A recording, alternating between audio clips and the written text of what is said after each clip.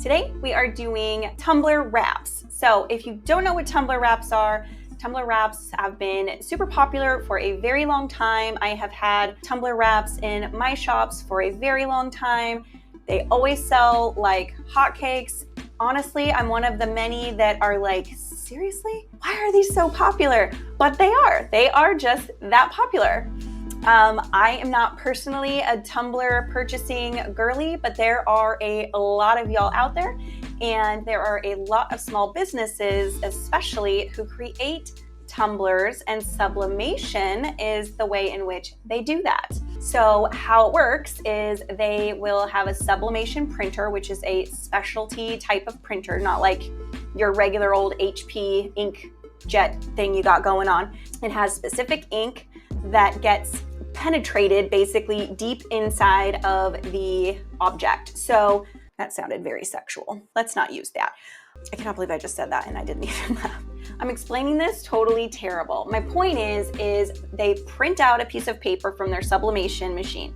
They wrap it around the tumbler. They put the tumbler into some type of heat press or convection oven, and that image that they have printed out is now permanently a part of the tumbler or object in which they're sublimating on. That is what I wanted to say. Yes. Now I wanted to use Canva because I know that Canva is already being used by so many of you. So let's just head over to my computer and jump into Canva and get going, and I'll show you what it's all about. Okay, so the first thing we need to do is get our canvas ready, and it's going to seem a little crazy, but we're actually going to be starting off with a square canvas and not the proper measurements for a tumbler, but you'll see why in a little bit. So first things first, we're going to create a canvas that is 3,000 by 3,000 pixels.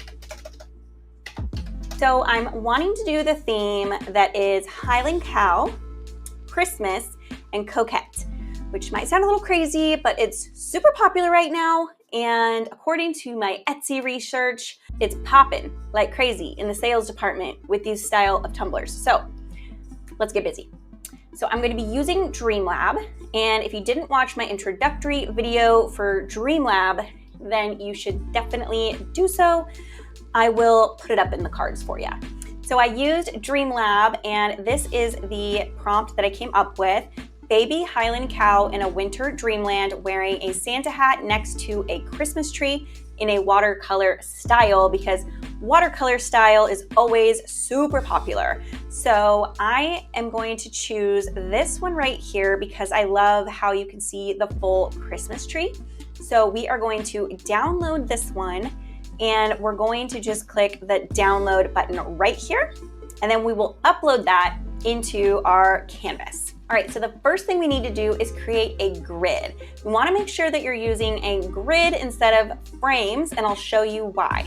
So when you come up to elements and you'll click here, you'll click on, or you'll type in grid, and we're gonna use the 2-section grid, because we do not need it to be seamless on the top and bottom, only on the sides, because the top is of course the lid to the tumbler, and then the bottom is of course the bottom of the tumbler. So we only need the 2 grid. Up here you'll see where it says spacing. So this is the important part here, because when you have a frame, if you were to get frames that were like this but frames, they wouldn't have that ability to lower the spacing, and you have to do that to be able to make this process work. So we are going to lower the spacing to 0, and you'll see that that space in between the grid went away. So that's exactly what we want. We'll go back to our uploads, and we'll grab our image. We're gonna pop it in on the left side here, but then we're gonna double click it so that the entire image is shown. You see how it's shown on the sides there? And then we're going to pull it all the way to the left, okay? And we're gonna do the exact same thing, except for we're gonna pull it all the way to the right. So we'll grab that same image that we wanna use, and this time we're gonna shimmy it until it's in that second one, and then we're going to grab it big, just like you see, and then we're going to pull it all the way to the right. Okay, so we have already created it to be seamless on the sides. You can tell just by looking at it that this side here is going to line up with this side here to make the whole cow. However, this middle portion not looking so great. It's not the worst seam I've ever seen, but it's not the best. So we can now adjust it. But before we adjust it, we're going to want to save this as a JPEG. And the reason for that is because if we go to Elements and we grab, let's see, let's take that off there. Let's say we grab this bow, which I'm probably going to anyways, and we want to put it in. You see how it automatically goes into the grid? We don't want that. So we need this to, instead of being grids, now we need it to be a JPEG or a PNG to work with. All right, so now all we have to do is, I have this saved as cow test, and we're at 3000 by 3000, that's perfect. And then we're just gonna go ahead and download as a PNG file. And then we will go ahead and delete all of this out of here so that we are left with just a blank canvas like we did in the beginning. Now let's go ahead and upload that PNG back in so that we can continue the process. Okay, so we just line it back up now. Perfect, and now we can go from here. So I'm gonna grab this bow here and shrink that down. I'm gonna place a few little coquette style bows in the Christmas tree. And remember, you can put them in, you can tilt them, you can flip them, you can, do these any which way you wanted to do. Maybe we'll flip this one, and then we'll just keep adding a couple here or there, and we'll flip this one. And you'll want to make sure that whatever style you have created, that you have elements that are in that same realm. So since we generated a watercolor style Highland cow scene, we're wanting to use watercolor elements because then it all looks cohesive, like it was meant to be together, and it doesn't look piecey. We have our cute coquette bows and everything is turning out really cute, but we definitely need to add some larger things here so that you can't see this seam where the image comes together. So I'm thinking we will do a snowman. So let's put in watercolor snowman and see what kind of snowman pop up for us to use. Oh, there are a lot of different options to choose from. I actually really love this guy right here since we are doing a cow theme. That's really cute. And we know that the cowboy theme is really popular as well. So we're just kind of shoving all the popular stuff together, but not in a way that doesn't make sense. So what we're gonna do is we will pop this guy right here and see how we like the way he looks. Let's shrink him down just a bit more. We don't want him to be like the main showcase of the tumbler. We still want the cow to be, but we do want him to add to the tumbler and also take up some of that space there in the center. So I think he looks really cute. So we'll go ahead and leave him there. So let's try, I wonder if we can look for watercolor text. If anybody has, yeah, it doesn't look like anybody's really put that as like a tag or a keyword. So let's just put, how about just Merry Christmas? Maybe that will pop up something for us. So I do see some graphics. So let's just click graphics and see what pops up for us. So we could do, any of these, but you can see how this really wouldn't match the watercolor style. So even though it is cute, I don't think it would add very much to our design overall. So we want to find something that's going to mesh with the design. Again, trying to create that unity, that cohesive vibe, even though we're taking from various different places. I think what we'll do is we will just look around until we see a watercolor. So there's one right there. There's a watercolor one. And that could work, but let's check their magic recommendations because they're more likely to have watercolor since we just found one. So all of these are watercolor style, but I'm not seeing any more watercolor text.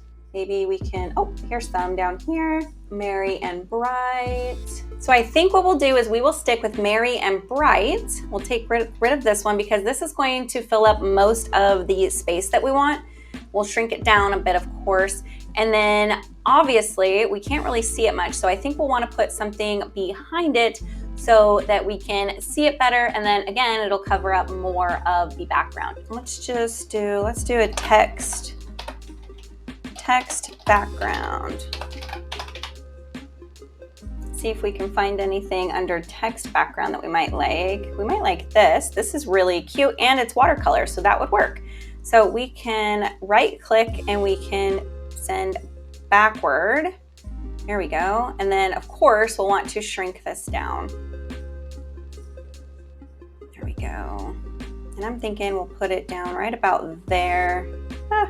Keep getting it in the wrong spot there. Okay, and then we can keep this pretty much where it's at. There we go. Okay, and then if we just make this guy just a tad bit bigger, there we go. I think that will give us our full design. This has turned out really cute. I think that it looks wonderful and perfect just the way it is. So now we need to do that next step. So remember how we're on a canvas size that's 3600, that's 3000 by 3000 pixels so that we have a square. Well, we needed that to be able to make the seamless portion of this where you have a perfect square and basically making yourself a tile. You can't do it if you don't have a square. So we have already made it seamless. And now what we want to do is use the resize feature within Canva. So we're just going to click resize 2790 by 2460.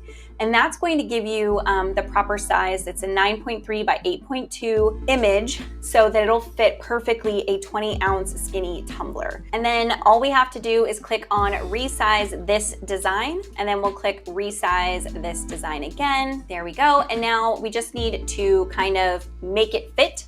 So we'll just grab this whole thing, make sure everything's together, group it all together. You can either click group or click Control G.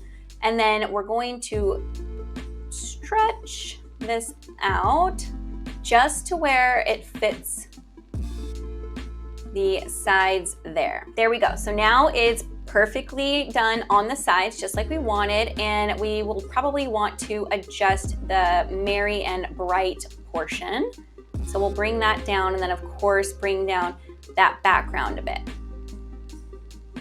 Okay, so now we have a completely done tumbler. All we have to do is click save. Now to test the file, what we'll do is we will go ahead and just put it into what I use is patternchecker.com. We could do it in this as well, just like shrinking it down and tiling it ourselves, but Pattern Checkers just upload and check it for you. Okay, so this is patternchecker.com. It doesn't cost anything, and you just upload your image. Now remember that we are not wanting it to be seamless on the top and the bottom, just on the sides. So we'll go upload image, and there we go. As you can tell, it's not seamless on the top and the bottom, but it is completely seamless on the sides. So you can even zoom in and see that there's absolutely no seam in between the cow's face or in between here. And that is how you will create your tumblers in Canva, which will have a completely seamless design. Well, I hope you guys enjoyed today's video. I had a ton of fun creating that with you.